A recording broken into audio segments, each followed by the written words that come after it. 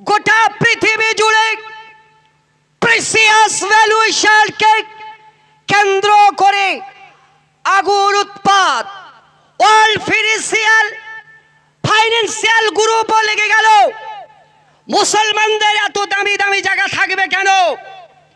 এই জায়গা কোনো অথরাইজ, কোনো পলিটিশিয়ান, কোনো কনস্টিটিউশন এ জায়গা দয়া করে দেয়নি। মুসলমানদের ঘাম ঝরানো, রক্ত, ভ্যান চালানো, মেহনতের টাকা দিয়ে এই প্রপার্টির উপর মসজিদ বানানো হয়েছে। তোমার বাপের হারামের জায়গা। নরেন্দ্র মোদীর প্ল্যান ওয়াকাফের সম্পত্তিগুলোকে নিয়ে বড় বড় কোম্পানির কাছে বিক্রি করবে। ধর্ম কিছুই নয়। অনেকে বলছে ইকুয়ালিটি, রাইটস টু কনস্টিটিউশন, এটা একদম ধর্মীয় ইকুয়ালিটি। না রে, না না না না না, এখানে ধর্ম নয়। ব্যাপার হলো মুসলমানদের কোটি কোটি টাকার ওয়াকাফ বোর্ড যেখানে জায়গা নির্ধারণ করেছে, সেখানে বড় বড় জায়গা আছে। সেখানে আছে মোহনবাগান, লালকেল্লা, সেখানে আছে জামে মসজিদ, সেখানে আছে জাতীয় রেল। ঘ্যাঁ কার জায়গার উপর দিয়ে আসছো রেল? খুলে দেখো তোমার ঢুলি। সেখানে আছে মুসলমানের মেহনতি, সেখানে আছে মেহনতি। সুতরাং এই ওয়াকাফ সম্পত্তি যদি তুমি মনে করো নরেন্দ্র মোদী যে আমি বিল পাস করেছি, পাঞ্জাব বলে ইন্ডিয়ার মুসলমানেরা ছজন মিলে যদি ভারত কাঁপিয়ে দিই, তোরা এতগুলো মুসলমান পাঞ্জাবের থেকে শিক্ষা নে।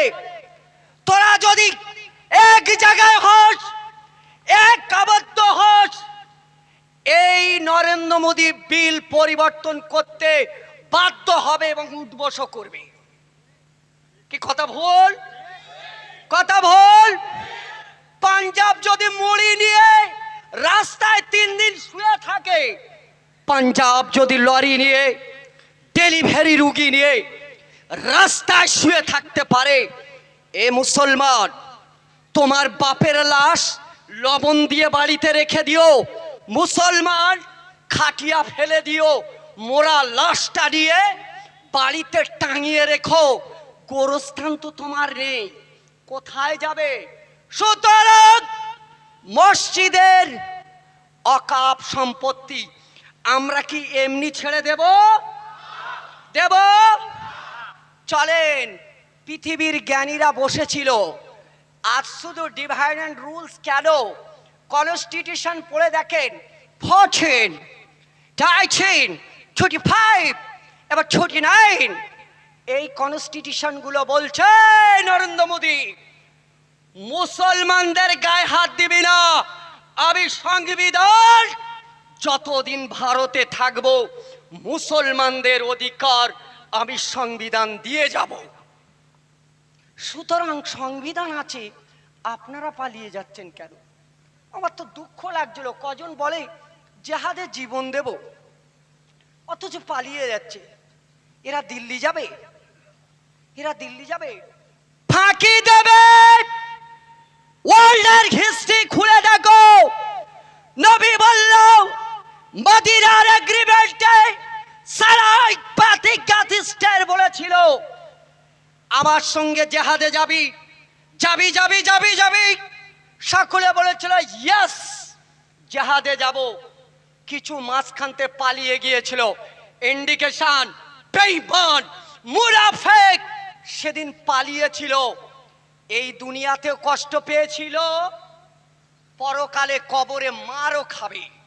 সুতরাং এই আন্দোলনে কারা পালিয়ে যাবেন হাত ওঠান। তাহলে এই আন্দোলনে কারা থাকবেন হাত ওঠান। হাত নামাবেন না। এই হাতের ভিতরে আল্লাহর ঘর, এই হাতের ভিতরে হাজার হাজার রক্ত, এই হাতের ভিতরে খানকা, এই হাতের ভিতরে মুসাদ্দিদ জামানের দরগা। এই হাতের ভিতরে খাজা সাহেবের আস্তানা। তামাম পৃথিবীর দেখছে, পশ্চিমবঙ্গের মানুষ হাত উঠিয়েছ, তোমার হাতের ভিতর হাজার হাজার মসজিদ। ইয়েস, এই হাত যদি বেঈমানি করে মসজিদগুলো শেষ হবে। এই হাত যদি বেঈমানি করে অবশ্যই মুসলমান ধূলিসাৎ হবে। দ্য ডে অফ জাজমেন্ট, সেদিন আপনাকে ধরবে বিশ্বাসঘাতক, বেঈমান। মিথ্যা অভিনয় করে মাথায় টুপি দিয়েছিলিস, মিথ্যা অভিনয় করে খানাবাড়ি খেয়েছিলিস। যখন ইসলামের ডাক দিয়েছিল তুই আসিস না, আজ কবরে শোয়ানোর পরে তোকে জাহান্নামের দিকে ছুড়ে দেওয়া হবে। সুতরাং আমাদেরকে খাপাবেন। হাত নামান। কতক্ষণ হাত রেখেছে, খুশি হয়ে গেছি। নারে তাকবীর। দাঁড়ান, আমাদের ইতিহাস। এই নরেন্দ্র মোদী, তুই তো পড়াশোনা জানিস না। পড় দ্য সিভিলাইজেশনস মোর, পড় দ্য মডার্ন ভার্সনস, পড় ইন্ডিয়ান রিসেপশন, পড় আওয়ার সোসাইটি অ্যান্ড দেওয়ার সোসাইটিস, পড় দি ইনকারেজিংস অফ ইসলাম। এখানে বলছে মুসলমানদের লাথি মার, বুকে পা তুলে দে, গালে পা তুলে দে। তবে আমরা রমহান বাহিনী, আমরা এক একজন সোলজার 20টা সমান। সেই 20টা সমান একজন সোলজার বলে, আমি রোমান বাহিনী বাইজেন্টাইনদের দেখেছি, মুসলমানরা যদি খেপে যায় গোটা পৃথিবীর স্বর্গ নরক এ ধরতি কেঁপে যায়। কি গো ভুল? সুতরাং আমি আপনাদেরকে বলবো, যখন যেখানে আন্দোলন ডাক দেবে অকাপ সম্পত্তি বাঁচানোর জন্য আগিয়ে যাবেন।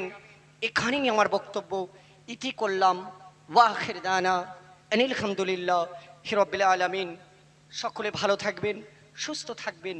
মনে হয় শেষ পর্যন্ত কাফন বেঁধে দিল্লির মসনাদেও ছুটতে হবে ইনশাল্লাহ। জোরে বলেন তকবীরের আওয়াজ দেন।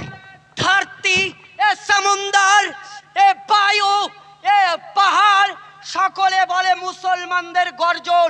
আকাশ ভেবে সাবা সাবা ওয়াত ইত্তিবাক, ওজন স্ফিয়ার পর্যন্ত চলে যায়। তকবীরের আওয়াজ তো নারাই তাকবীর, নারাই তাকবীর। লেকচার অ্যাসোসিয়েশন অফ ল্যাব চাপাত। ল্যাব তুমি আগিয়ে চলো, আমরা তোমার সাথে আছি।